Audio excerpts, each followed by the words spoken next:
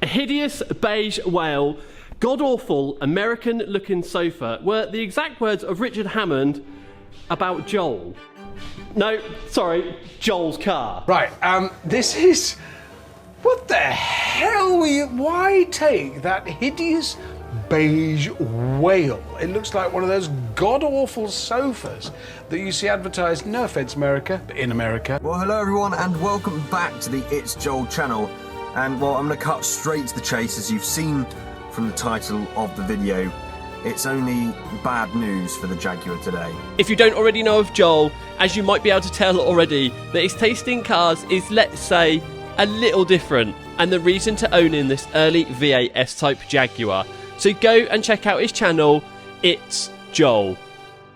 Okay, so we do have Joel's Jaguar S-Type here to undergo, according to Joel, some minor works, but I don't think that's going to be the case when we look at the advisory MOT sheet. And as you can see here, this is the failure sheet. And this is the advisory sheet, which looks to be pretty long, which meant getting the car up on the ramp so we could have a look to see exactly at how bad this is really going to be to repair. So with the car now up on the ramp, we can finally go ahead and start getting through this list of stuff that we need to get done on Joel's Jaguar, and actually narrowing it down, there isn't actually all that much to do, to be fair. I mean, I've had a look on the back here. The track control arms on the back have already been replaced. We've got new shocks to go on this. They definitely need doing. It's very rusty underneath, so that is also going to want some attention as well. But it's on the mid-rise lift. We're not going to be able to see how bad it is under there just yet until we get the car back off the ramp so we can get it on some big axle stands that we have so we can get under there to have a look. So I think first things first is we're going to see if Joel can get the wheels off on this. Give it a go. You've done wheels, haven't you? Yeah, you've done wheels. So we're going to get the wheels off and we're going to tackle the rear shocks first. I left Joel to get the wheels off as I wanted to check over the front end due to there being no advisories on the MOT, and also because Joel seems to think there's a knocking noise coming from the front end, to which I had no luck finding. All I could find were these plastics that had been left loose and a plastic panel of some description loose in the front bumper. So hopefully this fixes Joel's issue, as these would make quite a bit of noise rattling around.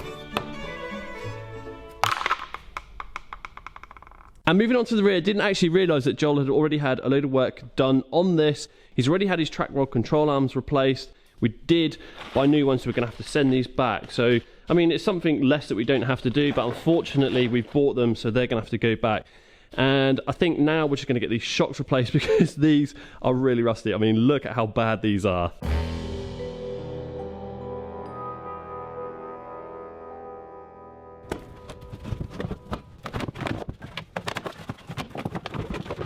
Okay, so now we have access into the top of the shocks, just 4 30mm nuts on the top of it, and actually the interior is relatively easy to get out. Admittedly, not all the clips were in place, but what do you expect with this aged car? So by the time I got these 4 out on the top here, and then got this bolt undone down here, which is a, what size is that, Rob? 21. That is a 21, and Rob's also just gone around all the nuts and bolts for us with some WD-40, just to try and help loosen these up. So by the time we get this off, we get the 4 off, undone in here. Hopefully this is just going to be as easy as dropping the shock out, then changing the springs over into new ones and fitting the new ones back in place. To start off with, I undone the 4 30mm nuts on the top mounts inside the boot.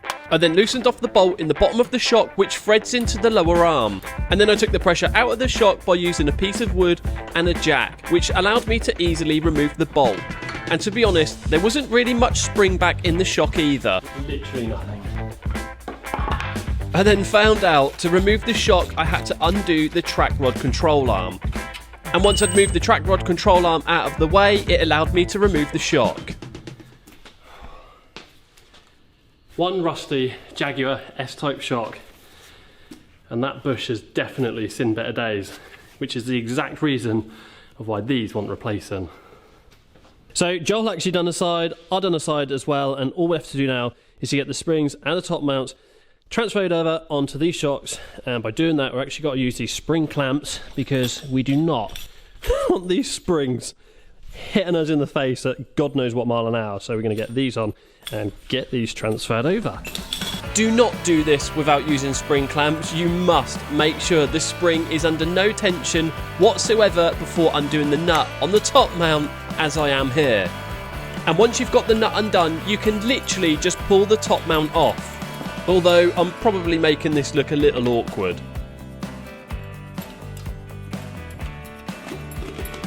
And once the top mount is off, you can literally just pull the spring out.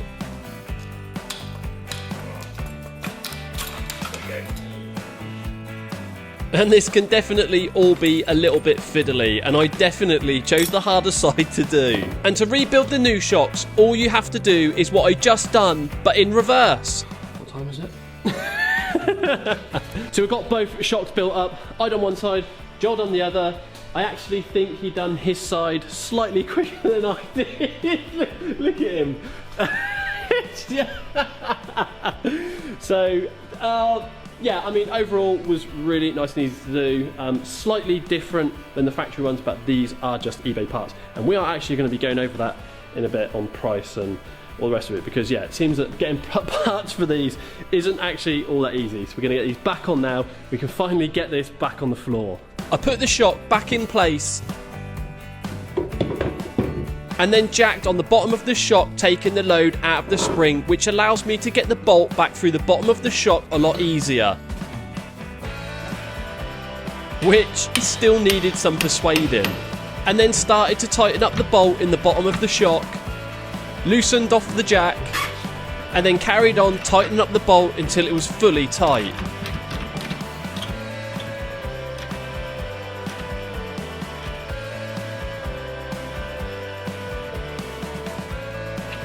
I then done up the 4 nuts on the top of the top mount inside the boot. And then finally put the track rod control arm back in place and tighten that up.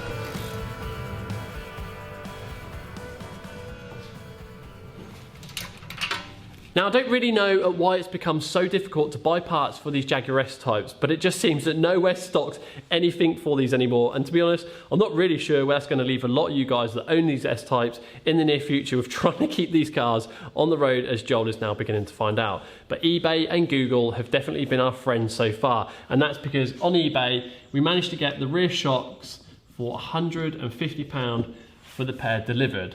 We also managed to get the pair of rear track rod control arms off of eBay for £50 delivered. Although we don't need them, they are going to get sent back, as the ones on Joel's Jaguar have already been done. But the brake lines was the last thing that we needed. Couldn't get them from Jaguar or anywhere else. Was searching on Google for ages, and I luckily just come across one random online store that apparently stocks them and sells them. So yeah, for the pair, £60 later, posted, and I'm still waiting for them. So whether they turn up or not yet is another story, but I'm definitely thinking now that I've been scammed. So I'm gonna give Joel and Rob a hand of getting these wheels on, because yeah, Joel actually looks like he's struggling a bit.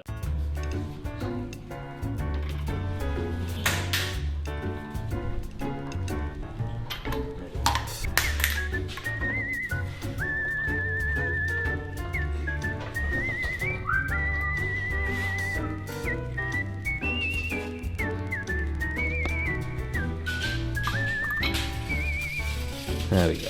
So now we have the car back on the floor, all the suspension work is done.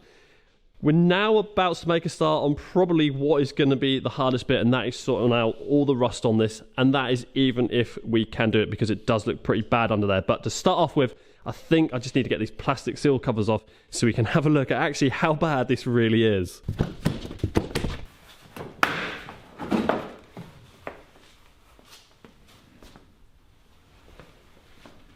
It's not looking very good under there. Yeah, it's not good news. And if the person MOTing Joel's Jaguar had been allowed to remove the plastic seal covers, it would have failed instantly, as the jacking points are so rusty, the inner seals had completely rotted out. It's so bad that I could push my finger through the sill, through the inner sill, and out through the floor. and all I had done was hit the sill a few times with a panel hammer, and it was literally falling apart around me. So we clipped the plastic sill back on for the time being to come up with a plan B. So Joel doesn't know anything about this, but he's just gone out to take a phone call. So we're going to play a little game, and it's called the It's Joel game. We're going to see how many post-it notes we can get in Joel's car without him realising. I mean, I reckon we're going to get a few in it. He's going to be finding these for weeks. He's going to be fuming.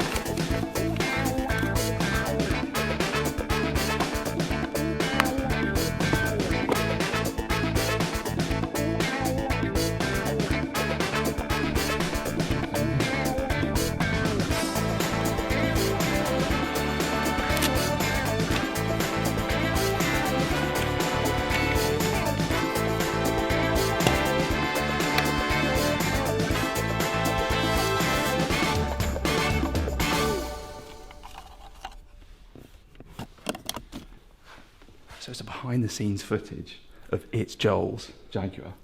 So there's a few things in here that we think you'd like to see. They're a little suspect. So Joel reckons that this was his stag do top. As you all know, he's getting married. I don't know. I think Joel had this printed himself. The right size arm for me, look. It looks good on you. What about the hat? The balaclava? Something on the back as well, wouldn't it? Yeah, we'd rather not repeat that.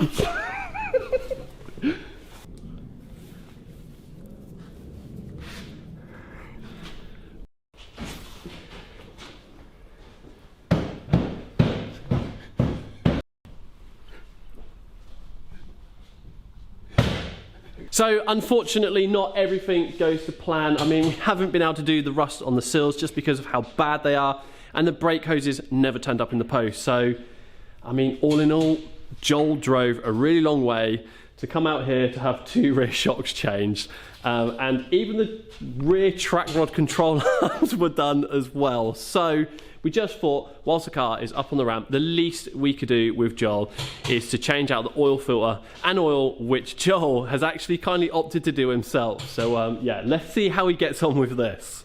Here she comes, I think. Hey! Oh, it's so warm. It's like melted chocolate. Yeah. Here we go.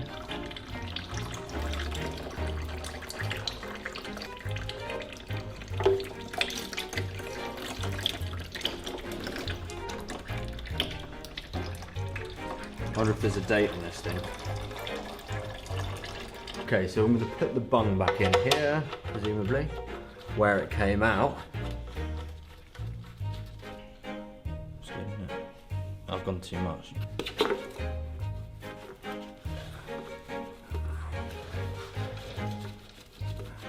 Okay. That's fairly pain-free. Got a bit of resistance now. And this is the bit where I spill it all.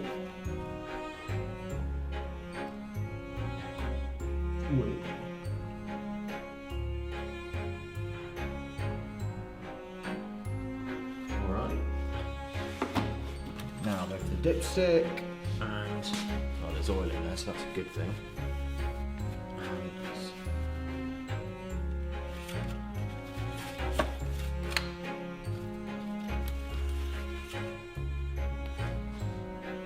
About 2/3 of the way between minimum and maximum, I reckon. So that one there. Okay. Job's a good one. So Joel, 300-mile round trip to come all this way to have your shocks changed out and to have had an oil change done. Yeah, but I did the shock myself, at least on one side, and in fairness, I'm pretty happy with that, because when I saw you doing the first one, I was thinking there's no way I'd ever be able to do it, but with some help, we managed to get it done. Mechanic. Has it inspired you with more confidence? Definitely. I mean, like I say, I never would have thought I'd even be able to do I it. think that's in. So the fact that I've done that, now I'm like, I just want to get home and jack up my car and do more stuff to it. But, we haven't managed to do everything this time, but who's to say we can't do some more in the future? Yeah, definitely. And, well, it clearly needs it, with the sill still needing doing.